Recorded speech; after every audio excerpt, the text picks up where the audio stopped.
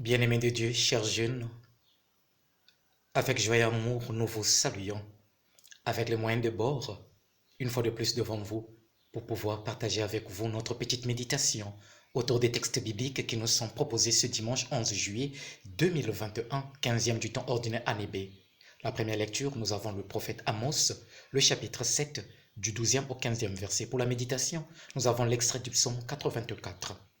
La deuxième lecture, Saint Paul va nous accompagner avec sa lettre aux Éphésiens, le tout premier chapitre, du 3e au 14e verset. Pour l'évangile, Saint Marc, le chapitre 6, 7 à 13. Comme méditation, un petit thème. Chrétien, tu es l'héritage et l'héritier de Dieu, en vue d'une mission, l'annonce de la bonne nouvelle, de la conversion. Trois petits pas. Le tout premier, on ne s'improvise pas prophète. C'est Dieu qui appelle et qui met au service de sa parole.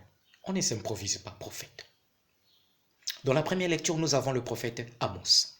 Le prophète Amos vient du royaume du sud, Jérusalem, capitale. Soit dit en passant qu'après la mort de Salomon, le royaume d'Israël va être divisé en deux. La partie nord, qui aura pour capitale Samarie, et la partie sud, qui aura pour capitale Jérusalem. Et à cette époque, et cela date même aussi à l'époque de David, dans la cour royale, il y avait un roi et un prophète qui accompagnaient le roi dans ses décisions ou dans ses orientations. Nous pouvons nous rappeler ici de Nathan qui accompagnait le roi David.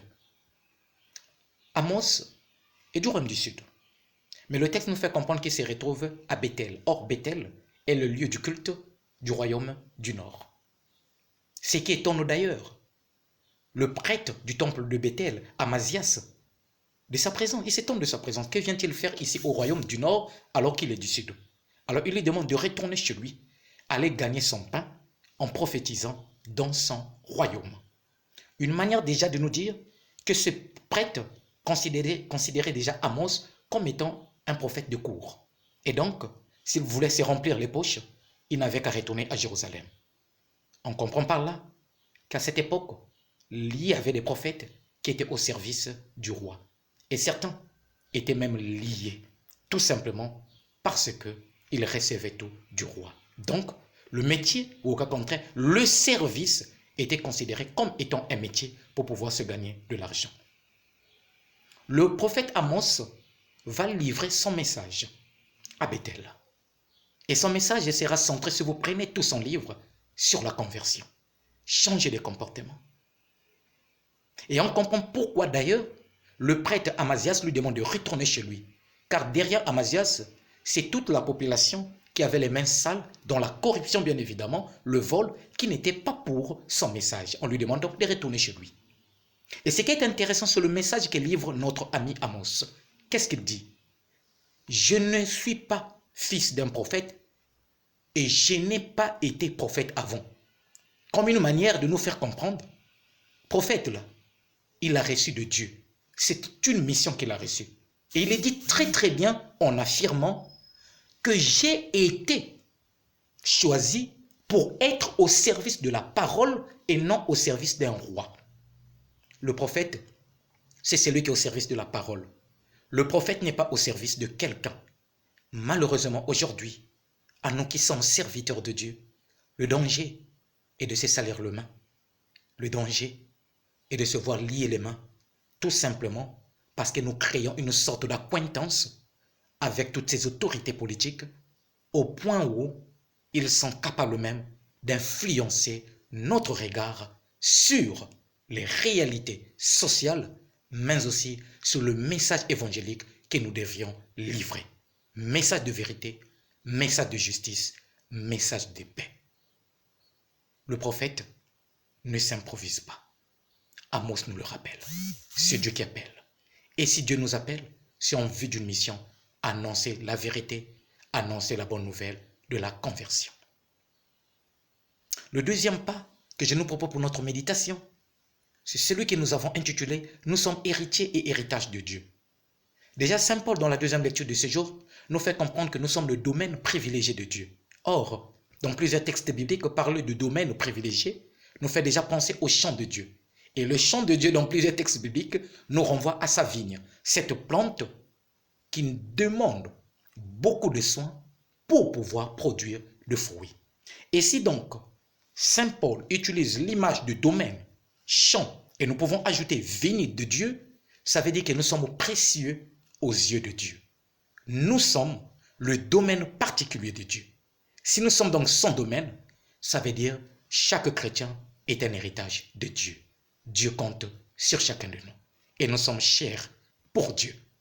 Ensuite, Saint Paul dit, si nous sommes effectivement l'héritage de ce domaine de Dieu, c'est en vue de l'Esprit Saint qui est en nous. Donc, Dieu a mis en chaque chrétien, en chaque baptisé, quelque chose qu'il a de plus cher, son esprit à lui. Et donc, tout baptisé devient la montrance, la communication, la présence de l'Esprit de Dieu. Donc, nous sommes des héritiers de quelque chose qui appartient à Dieu. Non seulement l'image de Dieu que nous portons, mais en même temps son esprit qui habite en nous et qui agit en nous. Saint Paul, dans la deuxième lecture, continue en disant, cet esprit qui est en nous a pour mission la rédemption.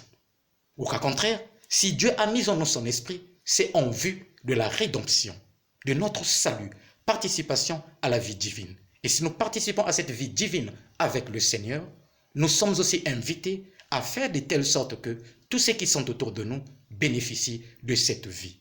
D'où la nécessité de devenir à notre tour des missionnaires de cette bonne nouvelle qui emmène vers le salut. Troisième pas de notre méditation. Missionnaire aujourd'hui, toi et moi. Oui, nous sommes invités à communiquer la bonne nouvelle du salut. L'Évangile nous le montre. Le Christ choisit ses disciples pour pouvoir communiquer la bonne nouvelle. Trois petits points attirent mon attention dans cet évangile. Le tout premier, l'évangile nous fait comprendre que la mission est l'œuvre confiée à deux. C'est-à-dire Jésus les envoie deux par deux. Une manière de nous faire comprendre que l'œuvre de la mission ne repose pas sur une personne, mais sur tous les baptisés. Tous, nous sommes appelés à être missionnaires. C'est la communauté qui est envoyée. Deux, l'évangile nous dit qu'effectivement, il leur demande de ne pas emporter beaucoup de choses. Une manière déjà de nous faire comprendre, ce ne sont pas des moyens matériels ou financiers qui doivent d'abord déterminer l'orientation de la mission, mais la disposition du cœur et l'émotion de l'esprit. Quand l'esprit nous inspire, alors nous écoutons la voix de l'esprit et nous répondons à la mission. Les moyens peuvent venir après. Ce qui compte, c'est la disposition du cœur. Enfin, troisième des choses, c'est le message. Il dit bien, vous allez annoncer la bonne nouvelle. Et quel est le contenu de la bonne nouvelle? La conversion. Dieu nous invite à communiquer la conversion. Déjà dans la première lecture, le prophète Amos l'a fait, si bien qu'il n'a pas été accepté à Bethel, au cas contraire dans le royaume du Nord.